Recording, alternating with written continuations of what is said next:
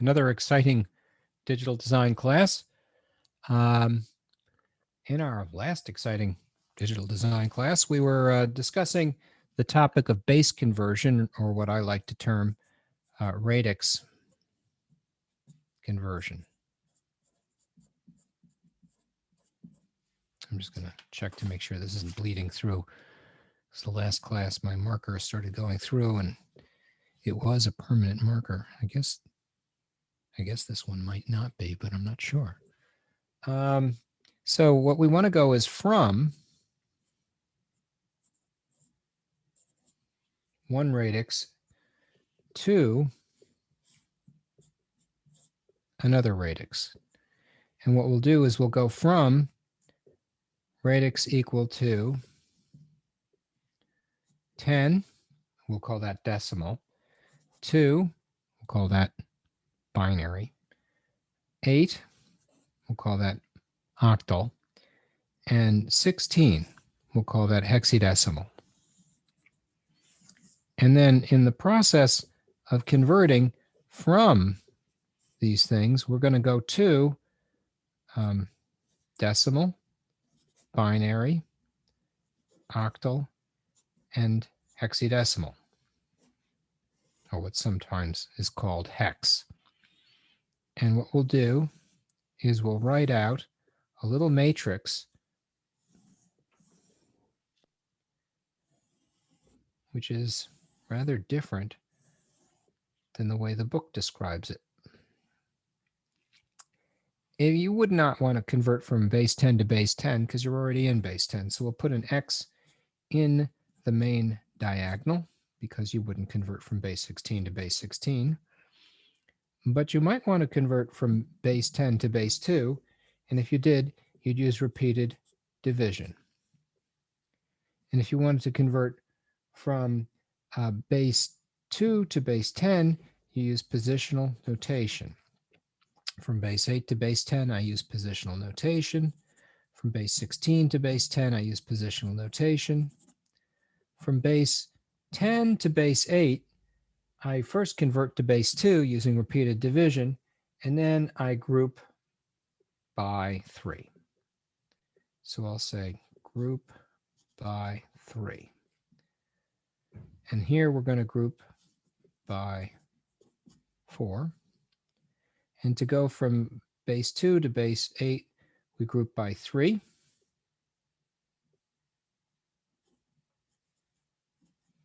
And to go from base 2 to base 16, I group by 4. And to go from base 8 to base 2, I just ungroup. And to go from base 16 to base 2, I ungroup. And then to go from base 16 to base 8, I do a group by 3. And to go from base 8 to base 16, I group by 4. And these are all summarized in a diagram which we can find in the book. And if we go to Appendix A, which is where we are now in terms of the lecture, you can find a little diagram which I don't muchly care for, but this is the diagram I'm attempting to redraw. And it is, forgive me for being slow in finding it. There it is. And what that says is that you go from base 16 to base 10 using positional conversion, what we've been calling positional notation. And it's called positional notation elsewhere in the book, but here he's calling it positional conversion. It's the same thing. It's the same thing. So this little figure is essentially representing all the different conversions that you see here. And in fact, if you like, you can call this A1 conversion methods, and it's on page 655. So I can write that here. You can make reference to it if you like. This is 655 is the page number. So that's kind of a convenient way to refer to it. In my last class, I tried to write this out, and it came out looking like that. And over in here, it says repeated division and group by 4. And I said, it's too much to write in. So what I did was I just said, look, it's grouped by 4, but you got to do base 2 conversion first. Then you group 4 bits at a time. I don't know if that makes it more clear. Or maybe it doesn't. I don't know. It's hard. It's hard to come up with new ways to represent these things. That's been rehashed so many times before. Any questions about the basic ideas of base conversion? All right. So in our last exciting digital design class, I think we got up to, I don't know, question 26 from homework 1. And this is an interesting question that came from the last class. What would be a practical application? I like this question. This is really a good question. What would be the practical application for using all of these hexadecimal numbers? And the answer is to communicate. You want to tell somebody to type in this number, 1011100001, or would you like to just say, look, type in the number B9? Right? This number here is a way easier number to type in because it's fewer symbols, and each symbol represents many, many bits. So that's kind of interesting. You say B9, and you just saved yourself from having to talk about 8 different binary symbols. So it's convenient to be able to go to a base like base 16.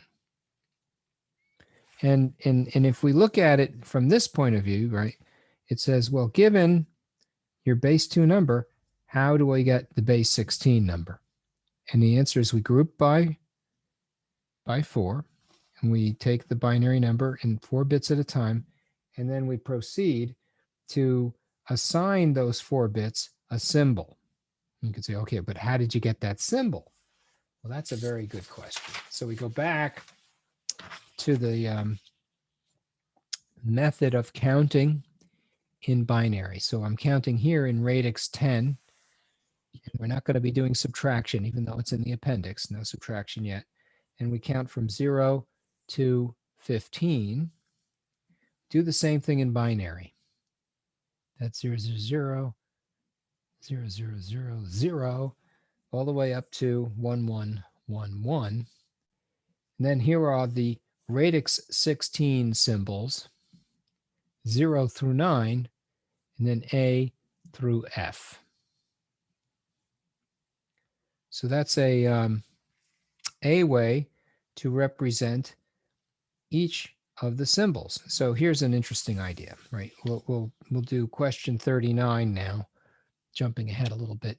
Here's base 16. How do I obtain the binary from base 16? Well, if I look over here and I look at A, it's 1, 0, 1, 0.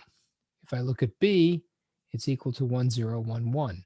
Take these 2 bit strings and concatenate them into a single bit string, 1, 0, 1, 0, 1, 0, 1, 1, and that gives you the binary. So each one of these hexadecimal digits represents one 4-bit number. And then if you want to, you can take them and group them by 3. And that 0, 1, 1, that's a 3. And then you go over here to 1, 0, 1, that's a 5. Then you go over in here and you see 0, 1, 0, that's a 2. And now you can write 2, 5, 3, base 8. So conversion to base 16, you get 4 bits at a time. Then conversion from base 16 to base 8, you go 3 bits at a time. And here are the 3 bits down and through here. So that's an interesting way to view question 39, initially it said none of the above, but what I've done is I've kept the none of the above answer as being correct, but I've rewritten it so that it says this number in binary. So that's the new answer for question 39. That shouldn't change anybody's grade because we're going to make it the same answer key. That is to say, if it was C, it'll still be C. So I don't know if there's any questions about question 39 in homework 1. Want to see a couple more?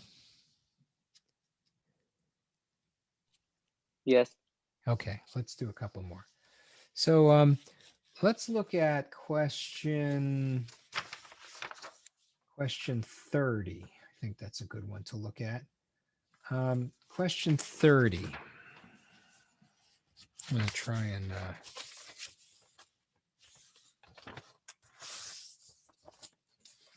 hide the answer.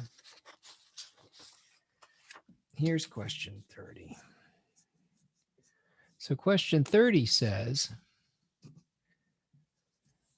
given the binary number 11000110, what would be the number in base 16? How would we get that? Any ideas?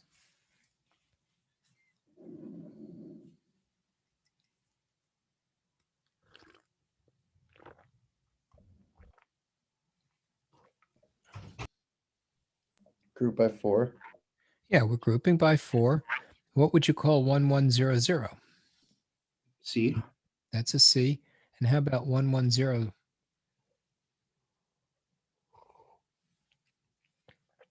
Isn't that just 6? That's a 6. And that is C6, and that is correct. Let's do another one. Here's one. So now here is, well, a much longer number, A94. How would you write 4, the least significant digit in the hexadecimal family, as a base 2 number?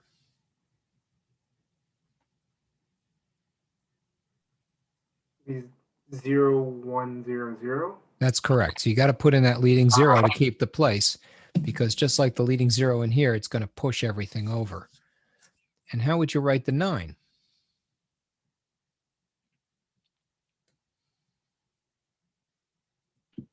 1001. Correct. And how about the 10? I'm sorry. Yeah, that is 10. A. 1010. That is correct. And so now, having written it out, you can kind of see where that's coming from. Anybody confused by this? Is this making sense to people? Professor, Yes, can we go over question number 21? absolutely. Tell you what, let's get a fresh piece of paper. And then let me scroll to question 21 so I can see what it is.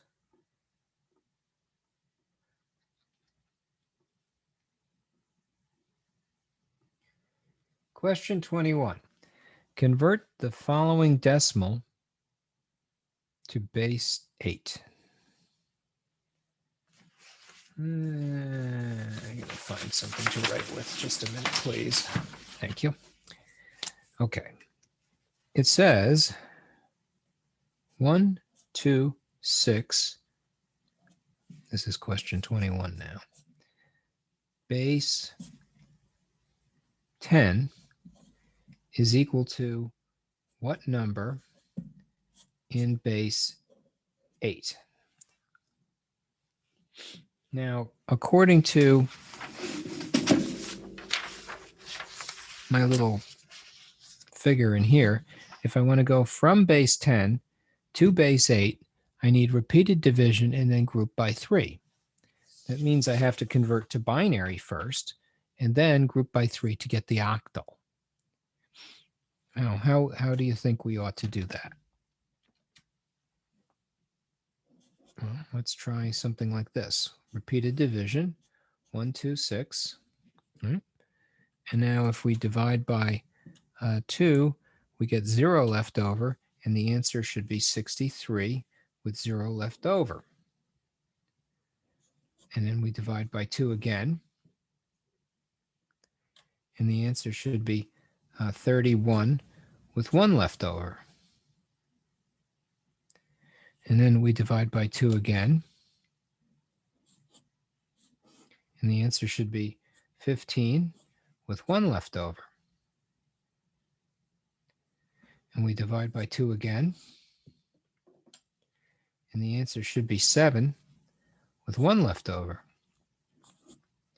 We divide by 2 again, and the answer should be 3 with 1 left over. Divide by 2 again, and the answer should be 1 with 1 left over. Divide by 2 again, and the answer should be 0 with 1 left over. Did I make any mistakes? I don't know, maybe. Nope. Okay, so then I'm going to write it from bottom to top.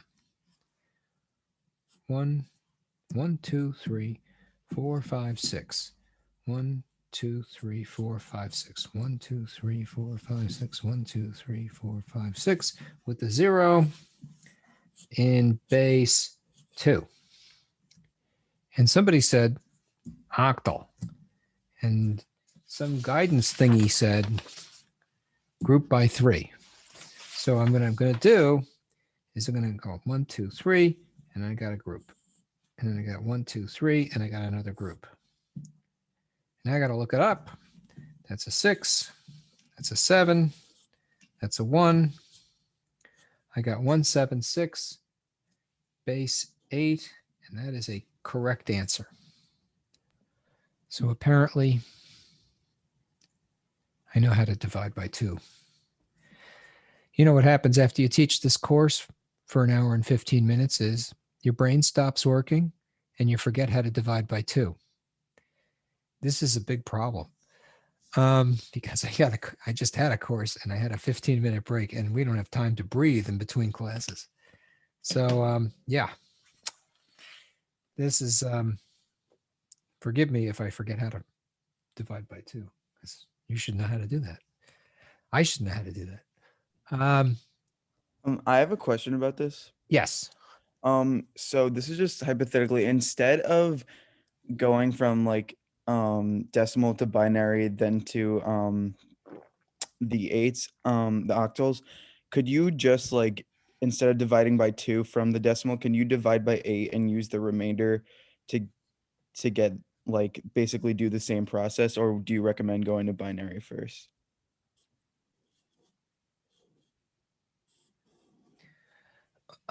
To which I respond, did I tell you how much trouble I have dividing by 2? True.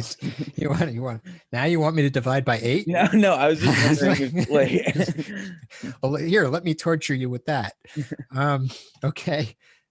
8 goes into 126, 1, and then it's 15 maybe.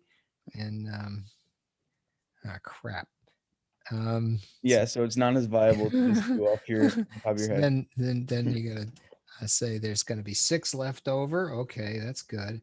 Was that easy? No, not for me. You like doing that?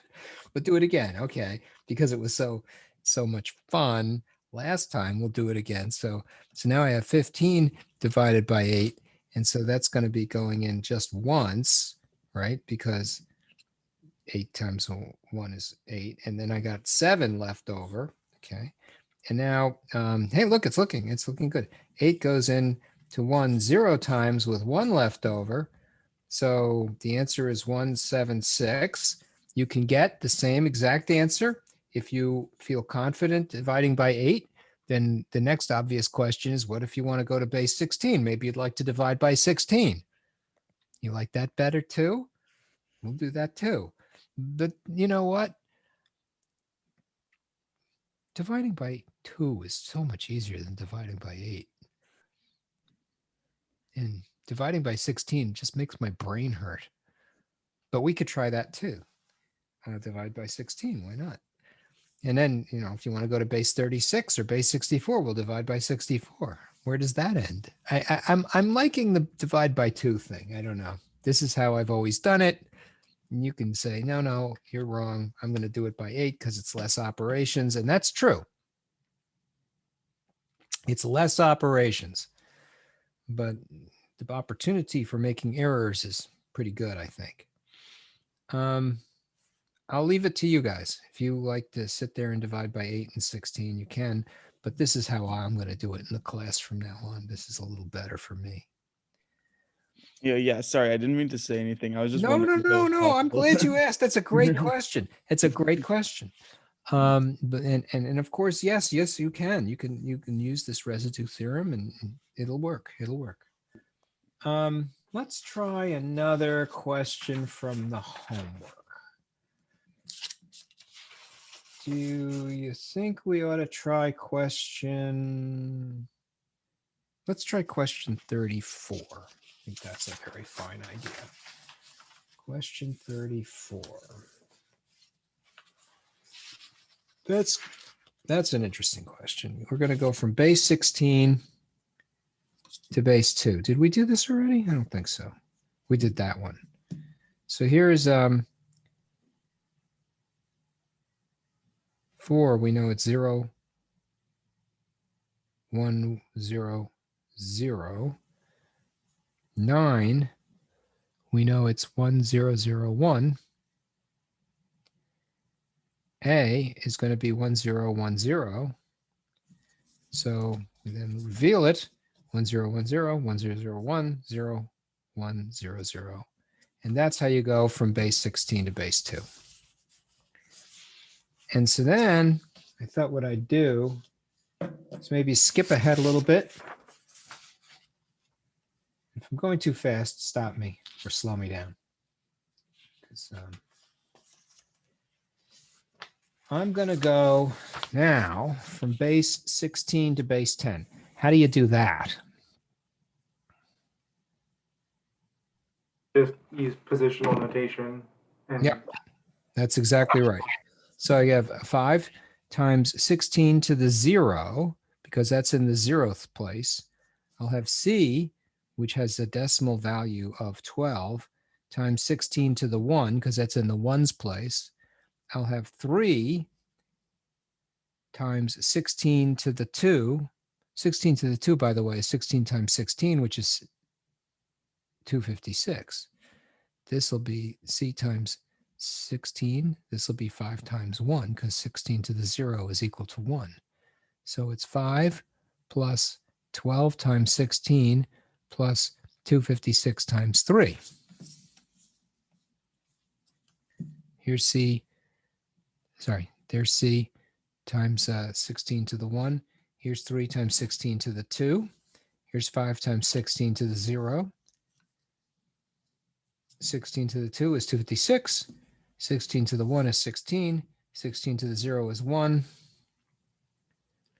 And now I have 3 times 256 plus 12 times 16 plus 5. And that gives me a number. 768 is that number. 192 is that number. I use a calculator for this. By the way, midterm and final for this course is going to be the same format as your Blackboard homework, which means take home, open book, work on your own, and 2 attempts with the highest score being, with the best score being used for the 2 attempts. So if your second attempt is worse than your first attempt for whatever reason, we'll take the first attempt. And so from a distance learning point of view, this will be a distance learning friendly midterm and final for this course. And Officially the best class ever. Oh, best class ever. Good. I'm very happy to hear that. Thank you. Tell the dean. So then, Professor, yes. for the midterm and final, is it going to be like a time limit, or is it going to be like it's due by like this date? Yeah, you're going to have 2 weeks. And Okay, so gotcha. I'll assign it 2 weeks ahead of time. It'll be long, okay? I mean, there could be like 100 questions on the midterm or something like this. But in any case, you'll have 2 weeks. You can print it out. You can look at it. You can start it without submitting. You can abandon it. It's not timed. Take as much time as you want to take. And same thing for the final. Give you 2 weeks. So that's a and you can use a calculator, because putting that stuff into a calculator is a little bit tedious and error prone, and it's easy enough to make a mistake. You may want to do it once or twice as you go through it. I've made my share of mistakes. For example, here, I came up with an answer of 935 because I had a keystroke error. And I said, no, the answer is 965. And once I fixed my keystroke error, it worked. And it was like, man, there's no educational return in punching numbers into a calculator and getting an answer. So I figure what'll happen here is you'll probably have your share of keystroke errors too. And that happens, but you'll get an answer that isn't one of the candidate answers, and you'll say, oh, I made a mistake somewhere, and you go through it and do it again. Or you'll complain to me and say, no, sorry, professor, you've made a mistake in this test, and you got to fix your answer key. That'll happen, by the way. I mean, this particular homework has perhaps 46 questions in it, and there's bound to be a blemish or two in there somewhere that no one has discovered. And so we'll fix it. These things happen. It's all machine graded. So what are you going to do? Let's see. We did question 40. How about we do question number 43? That's a good one. Question 43. So here's base 10 to base 16. What do we do? You tell me.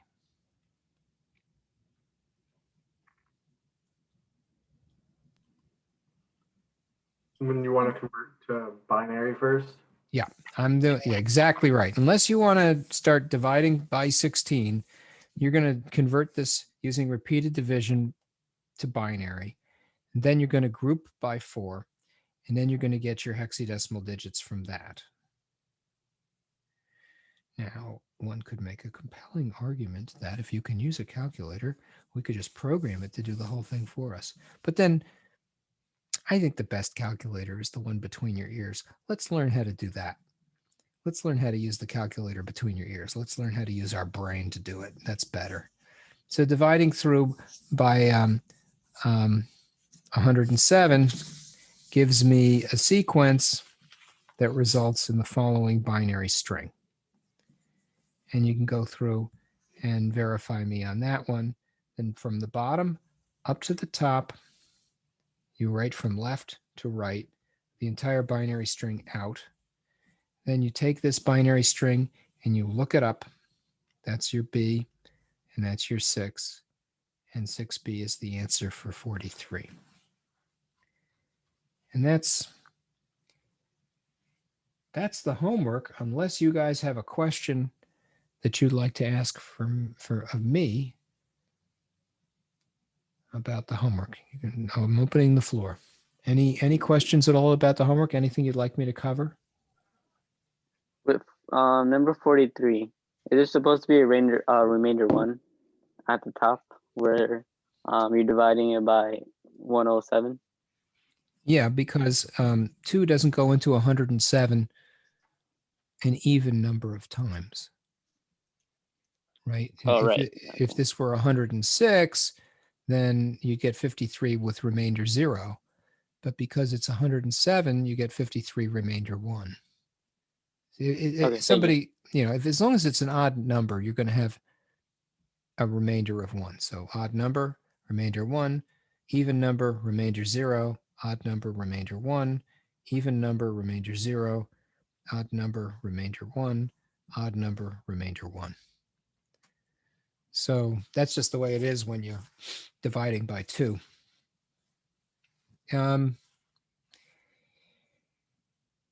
Maybe you could, if you wanted to, shift the 1 down a little bit and rewrite it somewhere else so everything shifts down, but you're going to get the same answer no matter where you write the remainders over in here.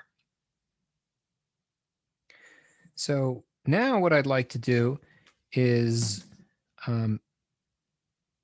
put homework 1 to bed. No more questions about homework 1 unless you guys want to insert one real quick. And then I would like to direct your attention to the book on page 52. And this consists of what they call gate logic and axioms and theorems. Axioms and theorems. And what's the difference between an axiom and a theorem?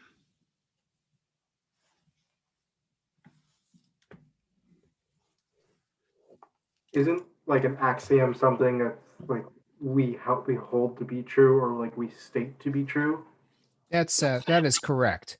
So, for example, if you said to me that 1 times 0 is equal to 0, axiom or theorem?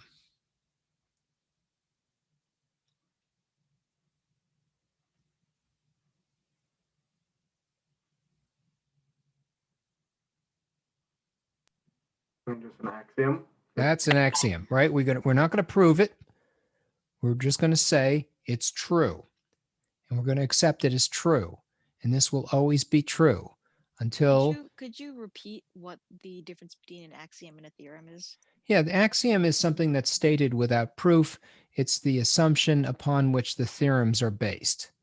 So when we have certain operations like these, which are considered to be obvious and can be accepted without proof, we state them as axioms. If, on the other hand, there's something that we use these axioms for to show, we can state that as a theorem. So what we'll do is we'll have a couple of things which we will call operations. For example, x ANDed with 0 must be equal to 0, because anything times 0 is 0. I can't really envision exactly how I could prove this unless I define the operation of AND. And in order to define the operation of AND, I think the best thing for me to do is to show you the circuit for which the AND is equivalent. So let's do that. I'm going to make a schematic representation of a switch. The switch has a metallic arm, which we call a pole, and we can move the arm through a throw. So we take the switch and we move it like this, and it causes the switch to close. And this is called a single pole, single throw switch, or SPST, as we say in the biz. And we're going to run it into a battery. That's my schematic representation for battery. And then we're going to run that into a filament-oriented light bulb, which will, when heated, will incandesce. And we call that an incandescent bulb. And then we're going to take this bulb and we're going to wire it to the switch. Oh, look, I've built a flashlight, right? When I close the switch, the light goes on. When I open the switch, the light goes off. Light goes on, light goes off, light goes on, light goes off. It's a switch. Now what I'm going to do is I'm going to give it a label. I'll call it A. And now I'd like to add another switch to my little circuit, which I am going to call 2 switches hooked in series.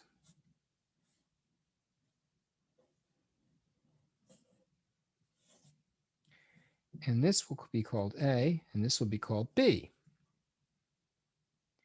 In order for me to make this light bulb go on, I need both A and B to be on. I'm going to let on be represented by a 1, and I'm going to let off be represented by a 0. And in this configuration, I shall call these two switches A and B equals F, where F is the output of the bulb.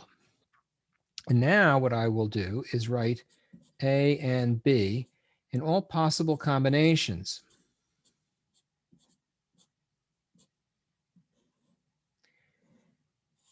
And now I'm going to write F and what the output will be. And it's clear to me from this circuit that F is only going to be on, there's only going to be one, when both A and B are in the closed configuration. That is to say, they're both equal to 1. And so now I have F is equal to A and B, and I write it as A dot B or AB. And so that gives me an opportunity now to state one of the basic fundamental operations in the Boolean algebra. And I will give you a schematic symbol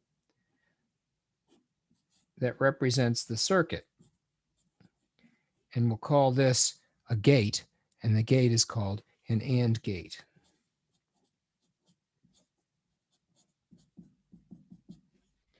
And now we have an opportunity to describe yet another topology.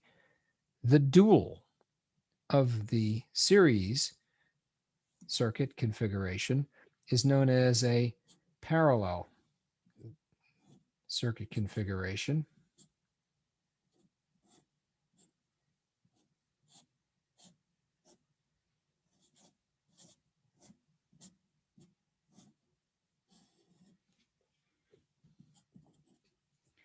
And this is A or B, which I will use the symbol plus for. And A or B says if A is closed, the light goes on. If B is closed, the light goes on. And so what I will do for A or B is I will write 0, 1, 1, 1. And this is the truth table for the AND gate and the OR gate, two basic fundamental operations.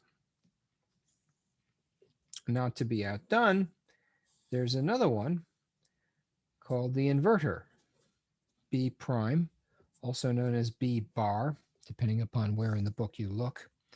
And B prime can be represented in this way.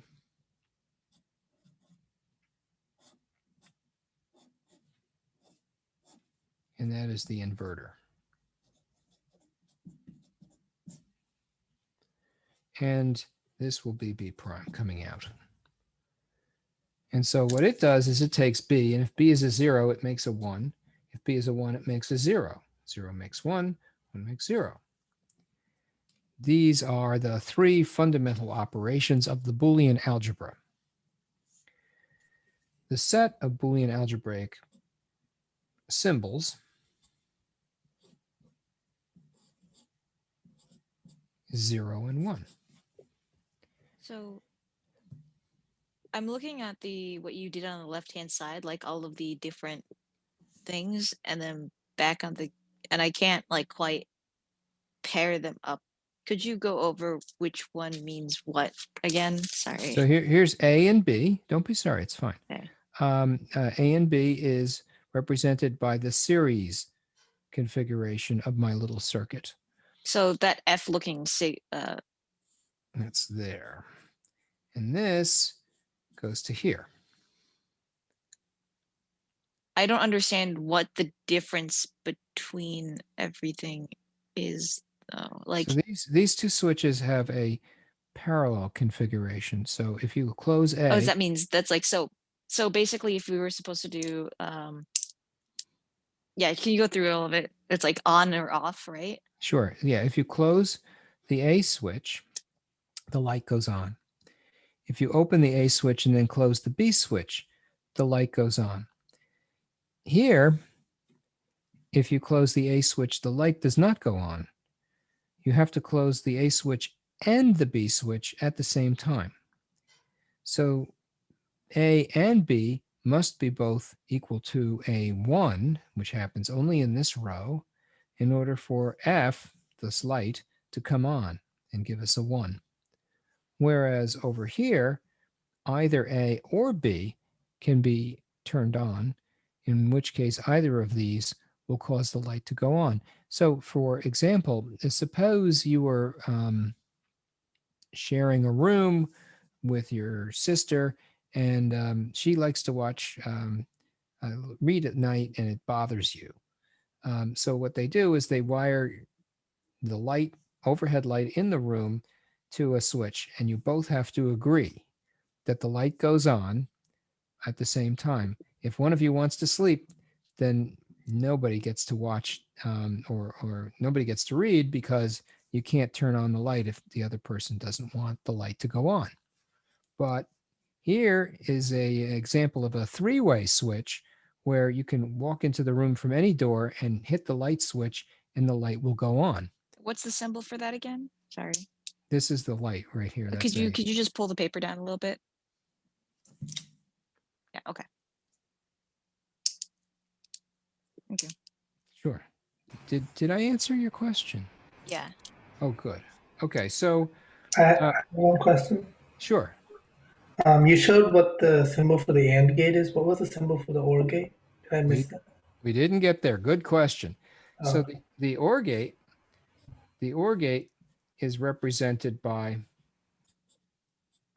something that looks just like the AND gate with a difference, and the difference is it has a curved base.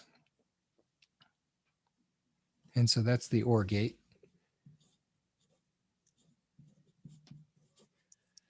And here is the inverter. So the operations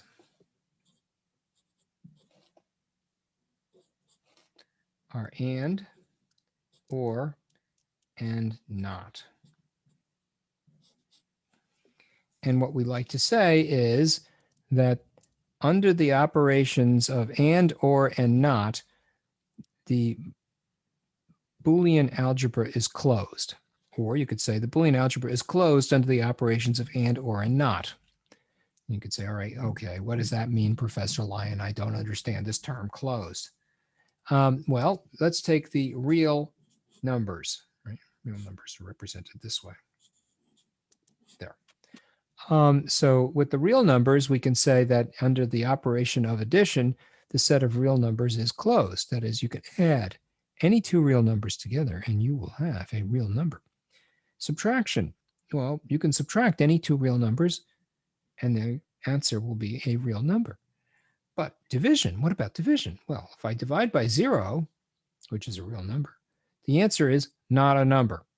And therefore, the set of real numbers is not closed under division. And the reason why that happens is if you divide by 0, your eyeballs turn black and fall out of your head. And I know this is true because I learned math on the street. So there's a compelling argument that there are other operations too, like, for example, square root.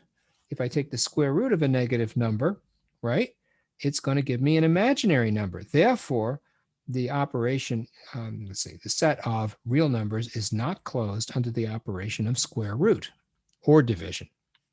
So this is a, way to describe the operations and their effect on the set of real numbers, on the set of binary numbers. So what will happen is, no matter what you do with AND, OR, and inversion to any binary string, the answer will always be represented by ones and zeros. It's closed. You're not going to end up with imaginary numbers, for example. And you're not going to be dividing by 0 using stuff like this. So that is a way to define the algebra, if you like.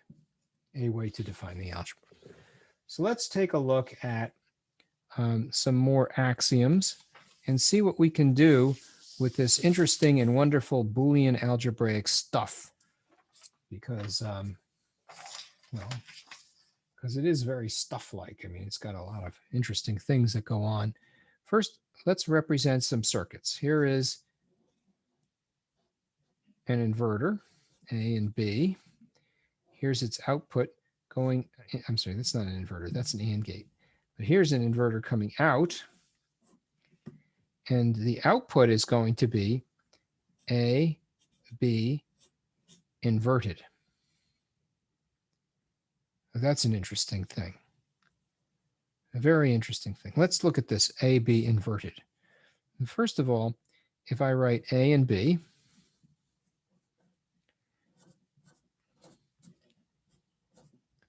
with all possible inputs,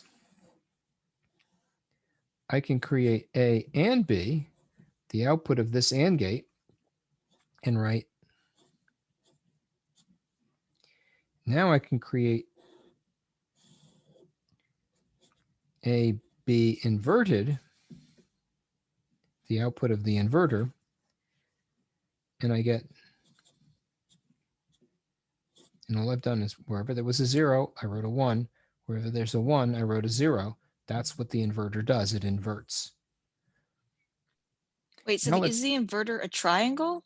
Yeah, so the inverter Okay. is a triangle with a little donut at the end, I like.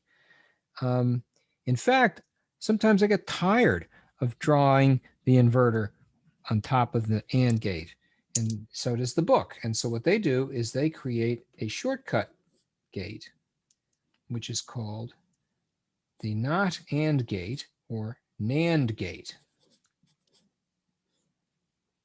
And the NAND gate is actually a complete, makes for a complete algebra. And we can show that is true because we can make inverters, we can make OR gates, and we can make AND gates from nothing more than NAND gates. But that is an exercise for later in the course. So what we'll do in the meantime is we'll take a little operation like this inverter, and we're going to write something that doesn't look obviously true. What is A prime or B prime equal to? Well, let's take A prime, and that's going to be 1, 1, 0, 0. Now let's take B prime, which is going to be equal to, and we're just going to write little ORs in here, 1, 0, 1, 0. And now we write that over in here, and we say, well, 1 or 1, that's 1. 1 or 0 is 1. 0 or 1 is 1. 0 or 0 is equal to 0. Hey, but wait a minute. This is equal to that. And so what that says to me is that A, B inverted is equal to A prime or B prime. And I know this is true because I saw all the different possible combinations, and I was able to prove that these two columns are equal. And I call that a proof by perfect enumeration. I'll just write PE, perfect enumeration, because I can enumerate all possibilities. I can show the equality without doing any Boolean algebraic manipulation, without using any, except for the most obvious of axioms. And this is kind of cool. It is a theorem that has been proven by perfect enumeration. And this is also cool. It has a name. It's called De Morgan's theorem.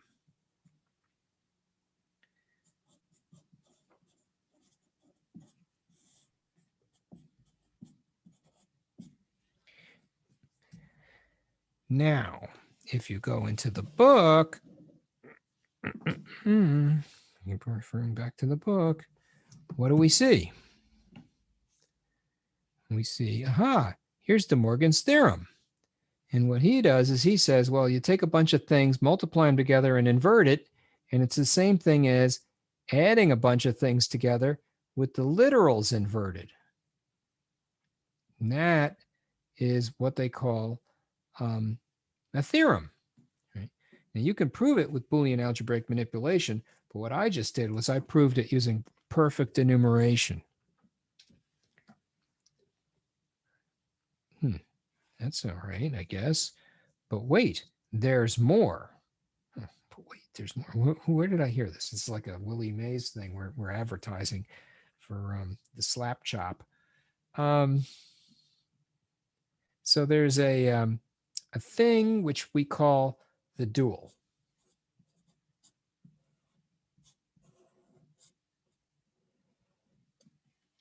And the dual says you take variables x, y, z, you take operations plus, times, and you take constants 0 and 1,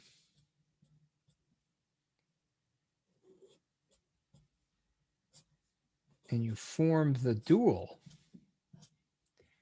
And what you get is the same operations, including the equalities, only the plus gets changed to times, the times gets changed to plus, the zeros get changed to 1, and the 1s get changed to zeros.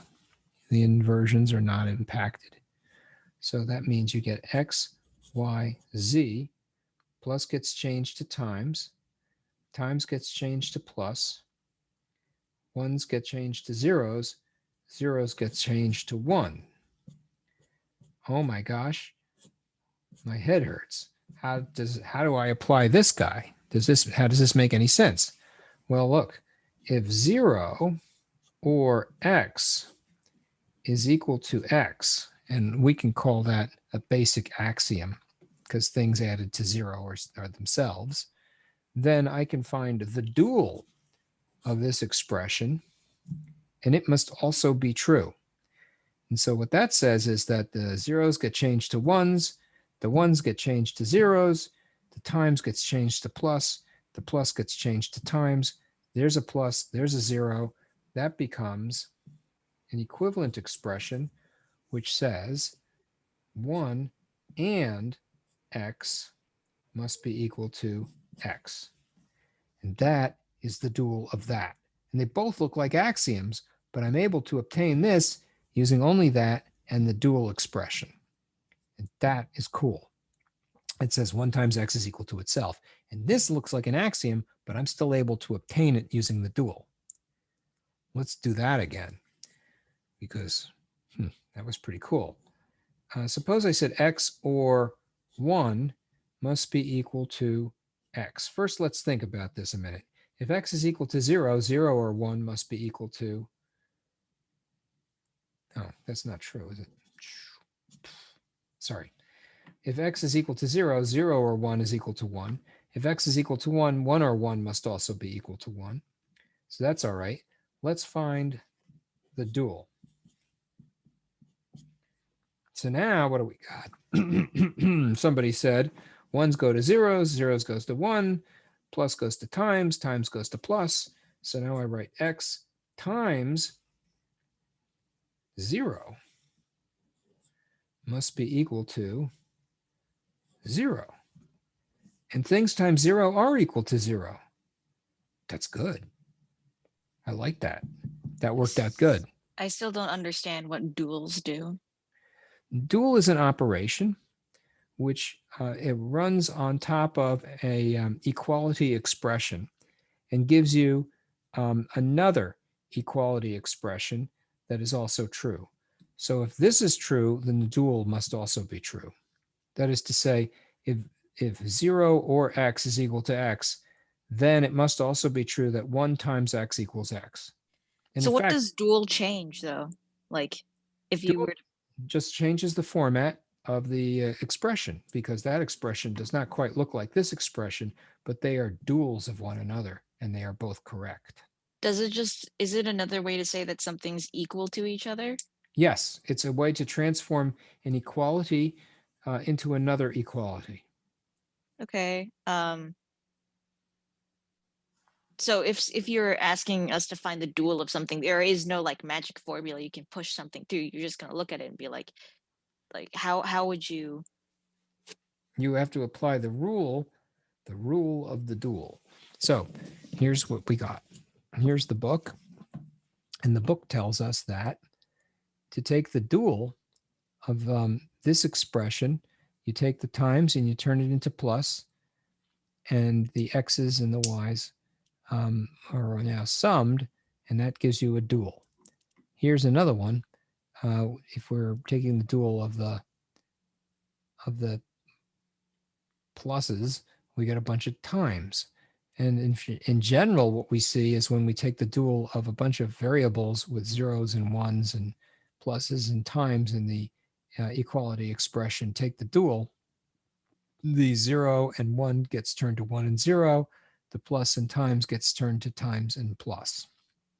We'll do some more examples just to make it clear. Is that all right? That's how you do it. So basically it's multiplication and addition are swapped and ones and zeros are swapped. Exactly. That's exactly what it is. Okay. That's I mean, it sounds wacky, crazy stuff, right? But we can see that this is true. 1 times x is equal to x. No argument with that, right? And 0 times x is equal to 0. We're good with that one, right? Let's do the theorem of the complementary. I like that. That's a good theorem. X or x prime must be equal to, now what could that be equal to? If x is equal to 0 and x prime is equal to 1, it's 0 or 1. If x is equal to 0, let's see, if x is equal to 1, the x prime must be 0, so that's 1 or 0. So this must always be equal to 1. I could almost call that an axiom, although sometimes they call axioms laws.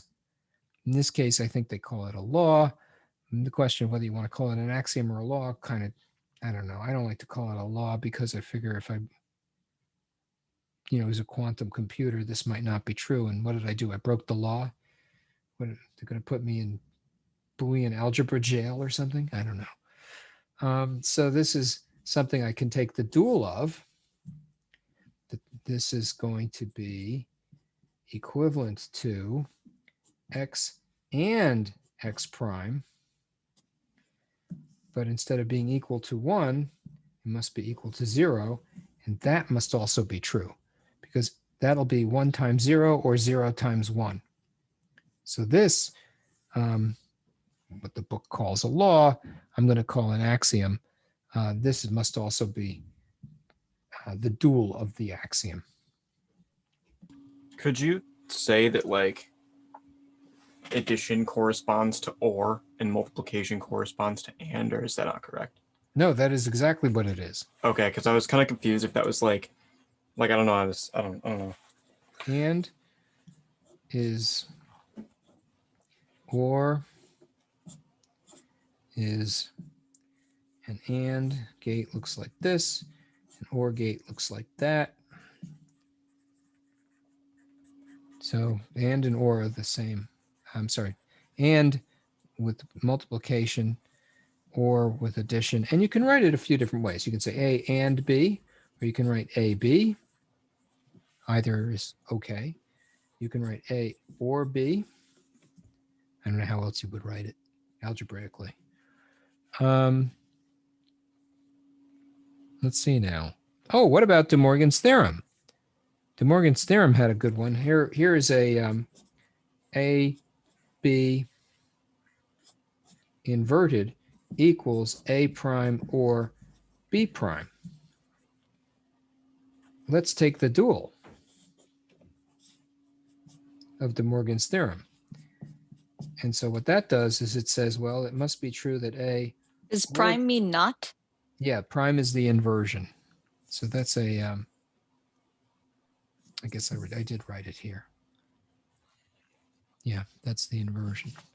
Is there a difference between De Morgan's theorem and like duality? Like it seems like kind of the same idea in a way. Yes. Like you're kind of inverting and then changing the sign. The difference between De Morgan's theorem and duality is that you are... Here, I'll show you the book. Look at the variables. Not only did you change plus to times and times to plus, but you also inverted the literals. Whereas in duality, you change plus to times and times to plus, but you do not invert the literals. So the difference between De Morgan's theorem and duality is the inversion of the literals. And you can see that right in through here. The plus goes to times, the times goes to plus, the 0 goes to 1, the 1 goes to 0. But look at the literals. The literals got inverted, whereas here, the literals are not inverted. Not inverted. So it is just like De Morgan's theorem with a difference. In duality, we do not invert the literals. Okay, thank you. Yes, that's a very, very good question, and it's a correct So observation. is De Morgan's just dualities, but the literals are also inverted? Or Yep, that's Okay. exactly right. That's exactly right. I was going to say, let's get a fresh piece of paper, but I hadn't finished my little diatribe on duality. So, yeah, to get the dual, I'm not going to change the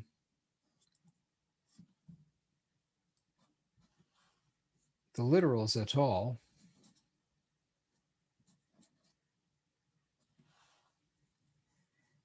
And does that work?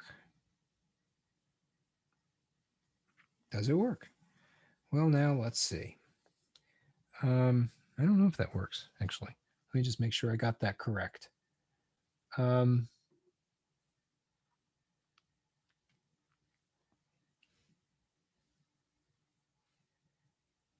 So for De Morgan, I've lost. 0 and 1 are lost. so for De Morgan 0 and 1 are swapped, but they aren't like they don't change at all other than that. Correct? 1 and 0 are swapped in De Morgan's theorem. Plus goes to minus, and minus goes to plus. And in De You mean Morgan's theorem, multiplication or yes. oh wait. Okay. Yes, multiplication, minus and I'm sorry, yeah, sorry. Multiplication goes to plus.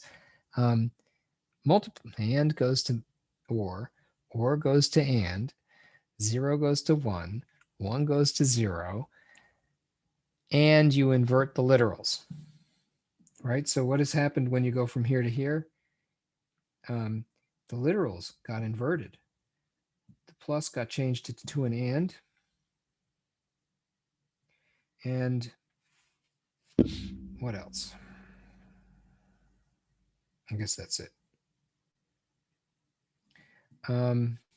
So now we wanted to verify this is correct. What we can do is we can say A, B, 0, 0, 0, 1, 1, 0, 1, 1. A or B is going to be, whoops, I'm off the page, off the video. 0, 1, 1, 0. And then A or B prime, which is equal to 1, 0, 0, 0. And now I can write over in here, I guess I'm losing my space. A prime, B prime, let's just write that out.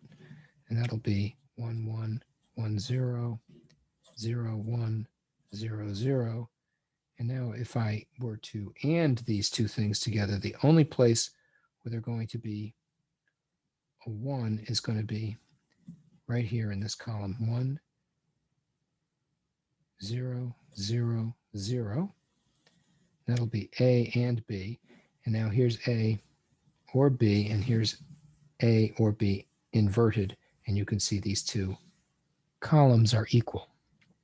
Sorry for the slop. I ran out of space. So that was my proof by a perfect enumeration of the dual of De Morgan's theorem. How is that? So when you're writing out like the truth tables for this, in this class, are we considering all ORs to be exclusive? No. The question is, Are we considering ORs to be exclusive ORs? Is that the question? Yeah, because you have where they're both Okay. 1, that's a 0. Okay, here is the answer to your question. OR comes in two flavors. One is called inclusive OR, and the other is called exclusive OR. We haven't discussed exclusive OR yet. The only ORs that we know are called inclusive ORs at this point. And so when we write out the OR expression, the only OR we know about is F or B, and we write the following. That's F or B, and we call that the inclusive OR. Later in the course, I'll talk about the exclusive OR, but I think it's inappropriate to cover it now, although I guess I could. I didn't do it in the prior class. I don't think I should do it here either. And it's certainly not in this chapter. I'm not sure. Did I answer your question? Yeah. I was just not sure. Yeah. Yeah, there is another form of OR. We haven't discussed it yet.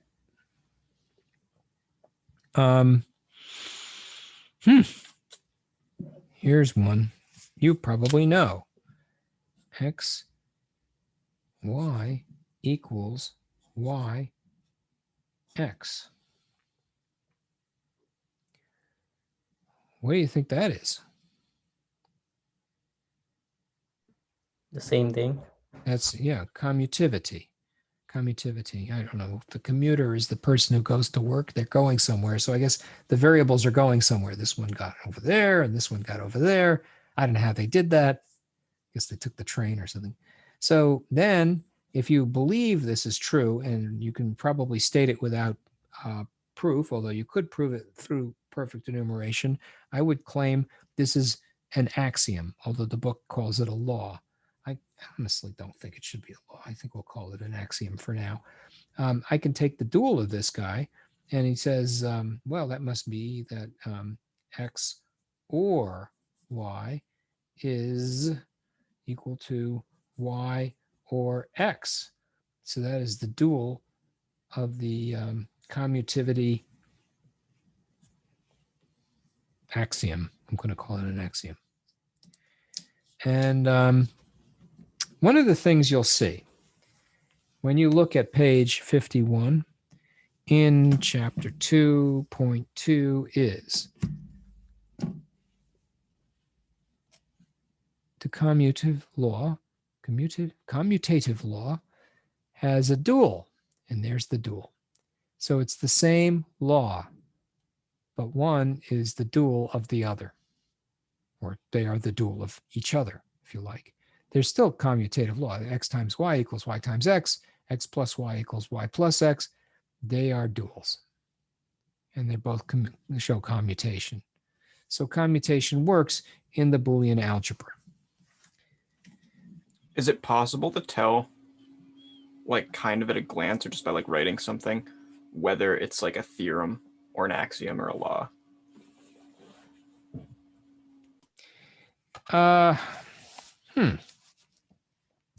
Yeah, if you have to use axioms in order to prove something, then I'd say the thing you proved is a theorem. And if you look at the definition of axiom, I think you will find that it is the thing that is stated without proof because it's so obvious.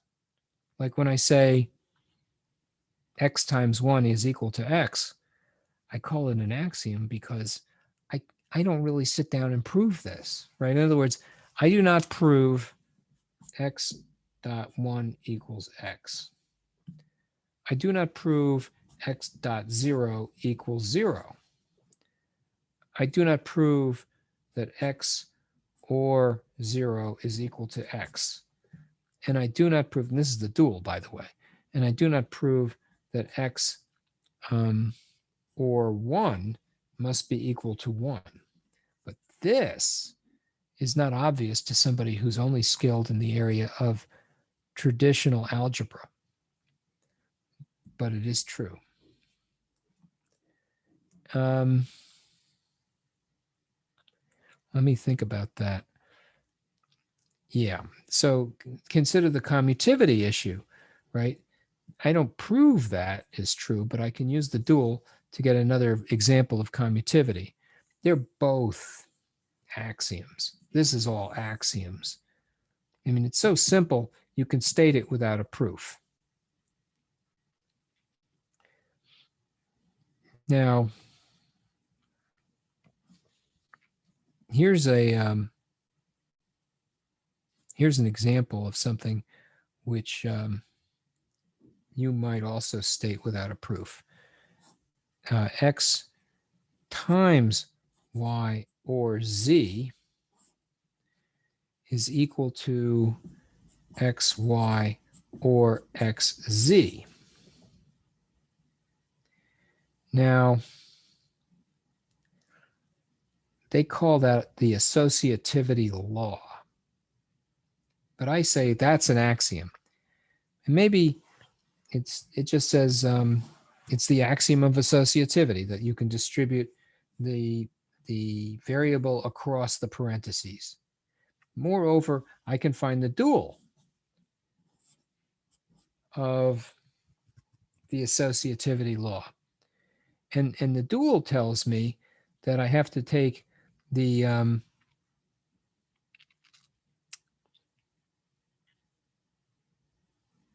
sorry, is this associativity? No, I call this distribution. This is distribution. Sorry, my eyes slipped a little bit. That's the distribution law. Forgive me for that one. Faux pas. So then let's do the following. Let's call this x instead of times, we use plus. And then we have yz equals x or y anded with x or z. So that's an open question. Are these two things equal? How would I prove it? Are these two things equal? Let's write it out. X times x is equal to x. X times z is equal to xz. X times y is equal to xy. Y times z is equal to yz. I can factor out x, 1 or z or y or yz. 1 ORed with z is equal to 1. 1 ORed with y is equal to 1. Therefore, this must be equal to x or yz. And that's what I wanted to prove. And so I write it out, QED. And so that is a basic Boolean algebraic proof that uses the axiom that says 1 ORed with anything must be equal to 1. You guys know what QED stands for? That's an abbreviation for a Latin term. It means quod estrum demonstratum, which is that which I wanted to demonstrate. So now we have an opportunity to see a Boolean algebraic expression simplified using a simple axiom that says 1 ORed with anything is going to be equal to 1. And we are able to show the correctness of taking the dual of this equation in order to obtain another equation, which is also proven to be correct. And this is distribution because you're distributing x across the parentheses. I didn't understand what you did. Like right after you take the duality of that. I took the dual here. So this part you got? Yeah. And then over in here, I cross multiplied. So x times x is equal to x, Why isn't it x squared? because they don't have an x squared. If you had x ANDed with x, that is equal to x. And that is the idempotent theorem. It's the same thing as saying x ORed with x is equal to x. And so if x is equal to 1, 1 times 1 is 1. If x is equal to 0, 0 times 0 must be equal to 0. If x is equal to 1, 1 plus 1 is equal to 1. If x is equal to 0, 0 plus 0 is equal to 0. And this, Why is 1 plus 1 equal to 1? I'm just not following. yeah, so 1 plus 1 is equal to 1 because if you have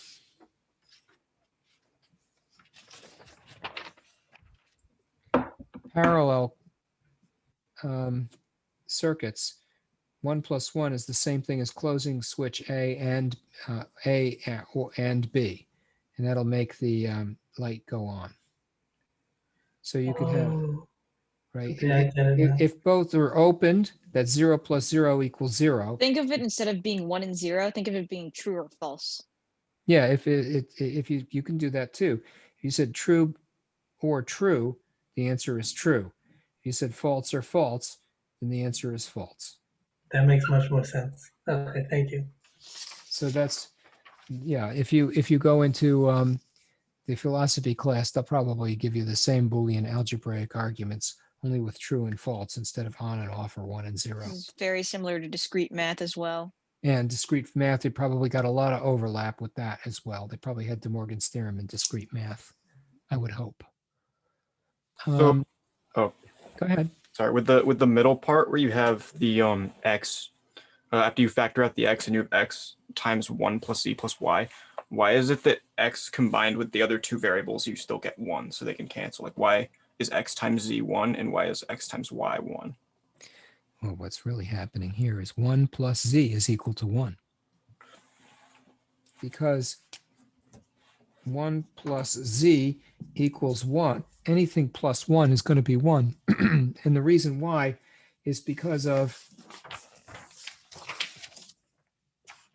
the parallel, right? If you don't care what B is, if you've closed A, this light comes on.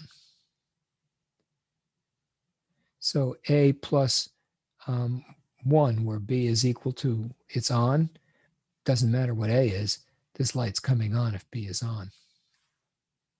And similarly, if you think about true and false, true or anything is going to be true because the or operation says that in the case of having any of these elements 1, the output will be 1. So A or B, if we know A is equal to 1, then the output has to be a 1. If B is equal to a 0, but A is equal to a 1, the output is still a 1. So 1 ORed with anything must be equal to 1.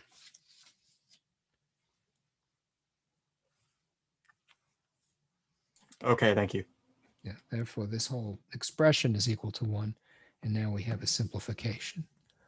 And that is all we have time for today. So you've got your reading, section 2. I'm sorry, chapter 2, go to section 2.2, right up to page 52. And you've got your homework due. And enjoy the rest of the day. It looks like a beautiful day out, and stay safe. Thank you. Thank you. Thank you. Thank you. Thank you. Thank you. Thank you. Thank you.